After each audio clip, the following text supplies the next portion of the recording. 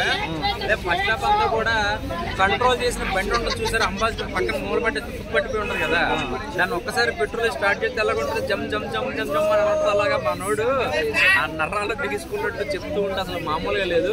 But ఏంటంటే creator అండి నిజంగా డైరెక్టర్, ఎలాగా జనాలకు ఎలా నచ్చుద్ది, ఏ సీన్ ఎలా బాగుంటుంది అనేది తను బాగా క్రియేట్ చేశాడు.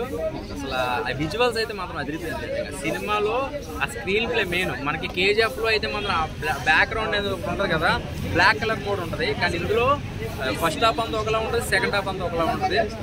ఒకటి ఏంటంటే కుర్రోళ్ళు కొంచెం జాగ్రత్త, పిచ్చెక్కిపోతాం. క్యారెక్టర్ ఎలా ఉంది? శృతి హాసన్ క్యారెక్టర్ ఏంటంటే స్టోరీ కొంచెం మధ్య మధ్యలో మనకి అర్థమయ్యేలా రిలీజ్ చేస్తూ ఉంటుంది అనమాట. అంటే ఒక బ్యాక్గ్రౌండ్ వాయిస్ ఓవర్ ఎలా వస్తుందో అలాగే తన మధ్యలో మనకి అసలు ఏంటి, ఎందుకు వచ్చాడు, ఏం జరుగుతుంది, అసలు ప్రభాస్ దేనికోసం ఇన్నాళ్ళు ఎక్కడికి వెళ్ళిపోయాడు, ఈ ఫ్రెండ్ కోసం ఎందుకు వచ్చాడు, అసలు ఏంటి అనే కథ అంతా కూడా మధ్యలో సస్పెండ్ చేస్తాను. నువ్వేందా మాట్లాడుతూ వద్దు ఉగ్రం అంటావు, ఇంక నీకు తప్పించి ఇంకేం తెలీదా? ఎగ్గరం లేదు ఎగ్గరం లేదు, మనం ఇప్పుడు సలార్ కోసం మాట్లాడుతున్నాం. సలారు వైబ్స్ లోనే నడుస్తుంది కాబట్టి ఇది పండగ.